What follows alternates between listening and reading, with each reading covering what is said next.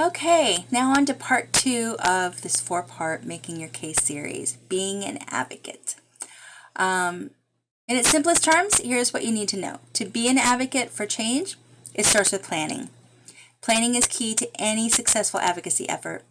It happens before any direct action, and before planning comes an understanding of what needs to be put in the plan.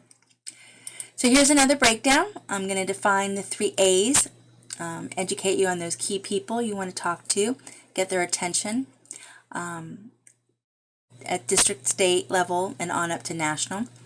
Then we'll go over some rules, because there are definitely rules and protocols in legislation. And then we'll spend some time talking about the importance of really knowing the issues and doing your homework. So let's take a look at the 3 A's. There's awareness, advancement, and action. Awareness is your own family, friends, colleagues, legislators, getting the word out. Advancement is getting involved. You can help advance a movement or affect policy change. And then action is actually making those contacts, writing letters, calling or visiting your elected officials, supporting an organization. Credibility is very important in the legislative process. And here it reads right here on the slide, get it out of your head that you can do anything else, even a little. Keep your eye on the ball. So be trusted. The quality of being trusted and believed in. So know your facts is what it's saying. Just remember, before you meet with your elected officials, and that includes from a president, governor, mayor, on down to department secretary, commissioners, council members, agency directors, and on down the line, you should know first and foremost which party does that legislator belong to. Your legislators have been elected to represent you and your interests regardless of your party affiliation. However, it's important that you know their party affiliation to determine, if they're in the majority or minority party in the legislature. Also, which district or state does the legislator represent? Representatives and senators at both the state and national levels represent distinct groups of people and primarily devote their energy to the requests and needs of those individuals. Also, on which committees does the legislator serve? Members of Congress are assigned to committees based on their interest, their expertise, their districts, states, particularly for more competitive major committees, seniority. Members usually serve on 1 or 2 committees and are often assigned based on similar criteria. What's their record? What does he or she care about?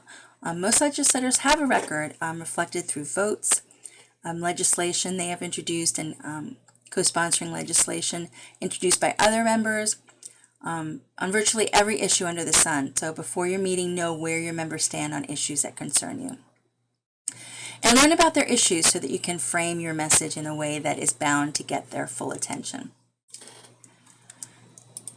The best time to get to know your legislators is back home, when they're less distracted by the business of Congress or the legislature. So visit your senators or representatives to get to know them better. That way, when you get to Tallahassee or Washington, you won't be just another face. The meetings are more informal, and then you'll have more time with the officials. But don't forget the district staff. When you meet with them in their office, look, pay attention to them as well. Sometimes they could be your best allies. When you go to these meetings, look at photos. Know in advance if you went to the same schools or attended the same house of worship.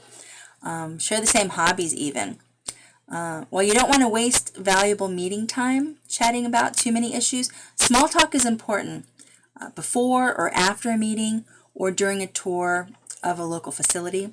It really helps put a legislator or staff person at ease and begins to build common bonds that develop relationships. So try to connect with them in some way and try to build common bonds. Be a resource. Share information. Establish yourself as a helpful expert that their staff can turn to when they have questions about an issue. but provide useful, balanced information that informs and establishes you as a person they can turn to when they need to know more. Attend in-district events such as town hall meetings. These are great ways to bring your issues to their attention and speak with them personally. Invite them to an event, but also create opportunities for legislators or staff to be seen at community events. Remember, relationships are a two-way street. Legislators need to get reelected and need to get good media and love photo ops to enhance their reelection efforts. So be mindful of this and invite them to well-attended events, especially during the electoral season. It will not go unappreciated. And then don't forget to say thank you. Legislators and their staff are constantly bombarded by requests and demands, often in a less polite terms. So show appreciation for their position or vote on a particular issue. It means a lot to show appreciation. The next slide. The point is, know your stuff cold. Understand the bills that are being put through. Educate yourself on the difference between a Senate bill and a House bill. Also, is there a companion bill? Sometimes there's not. And you can find them on Florida legislators' webpage, and I'm going to include the link below in the comments. But read through them and try to understand them. Do you remember learning about how a bill becomes a law in school, or watching Schoolhouse Rock during Saturday morning cartoons? I'm not going to sing the song for you, but I'm pretty sure that every kid growing up in the 70s had this playing for them during a history or government class to explain how a bill became a law. However you learn it, know your facts, even if you have to Google it, to gain and maintain credibility. It's critical that you have all the facts on both sides of any issue. And having this information at your fingertips will help you in conversations with government officials or the media or other advocates and the public. Good quality data is an essential component of any type of advocacy, no matter what the topic or whether in support of or against a particular point of view. Use the facts and offer to be a resource for the lawmaker and their staff. Rules of the game. It's important to understand the rules, like any game you play, of each group you're talking to. And the legislative process includes rules and ethics and customs that constitute the decision-making process. And the process is the journey of a bill from the introduction into the House or Senate through the markups until a vote before the full legislature. Be sure to learn how to address everyone.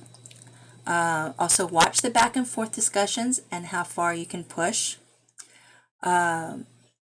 You don't want to become too adversarial. Pay attention to aides, staff, aides. Don't ignore them. They are the gatekeepers, and more on them in the coming slides. But you can also find someone to help mentor you and explain the rules. Attend some open meetings to observe the process, or just, like I said, plain just Google it. But learn how these rules play out. Learn meeting schedules in advance and be aware of the legislative calendar. When is the legislature or Congress in session in Tallahassee or at Washington? When are they on breaks and in their home districts? And for appointments with legislators or their staff, you may need to take whatever you can get. Don't be picky, and use any opportunity to advance your cause. Know legislative etiquette. For some people, advocacy is a new role, and it may be uncomfortable, particularly if confrontation and conflicts are involved. But conflict is usually a bad place to start anyways. So remember, you might be at the Capitol, but it's still a very small world in legislation. No gossip, no threats. Word will get around. Dress appropriately. Keep some business cards on you. Print them at home or some inexpensive online if necessary. Act appropriately, no matter how passionately you may feel. And if you can't do this, ultimately, find someone else to take point, and wait until you're ready. Because if you don't, you might not be heard. This is to help you and your story. Be diplomatic in reporting on your experience. Again, it will inevitably get back to whoever you're talking about, and they will not want to meet with you again or work together in the future. So be careful. Also be patient and considerate, even if you had a fabulous meeting. You should not expect an immediate response to your comments or concerns. Instead, make sure that you follow up with a thank you note or an email to the staff person who met with you once you have asked what method of communication they prefer. Keep in touch, but also don't be a nuisance or a pest. It's okay to keep that momentum rolling after a meeting by following up with an email, a short email, or if you or your organization was written up in a local publication or online, it's okay to share that story and tie it back to this specific request you had for your legislator. Keep in mind you're trying to get them to do something for you. Act accordingly, no matter how passionate, but use your manners. For information on state bills, you can visit the main page of a specific state legislature. Bills are searchable by number, keyword, and sponsor, and each representative. I'm going to include that link as well. Thank you for listening to part 2, and stay tuned for our next presentation in the Making Your Case series.